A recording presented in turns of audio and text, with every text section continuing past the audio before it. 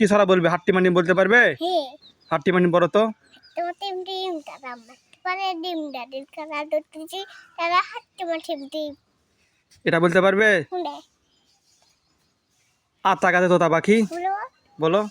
আটা গেছে তো পাখি গেছে না এত রাখি দেবো কত কন্যা কিনবো। বন্ধুরা দেখছেন, গ্রামের ছোট একটি বাচ্চা, সে এই গরমের সময় খালি গায়ে একটা চাল কুমড়ো নিয়ে আসে আর সে দুটো ছড়া বলল। খুব কিউট বাচ্চাটি। তুমি এবার চলে যাও। কোনটি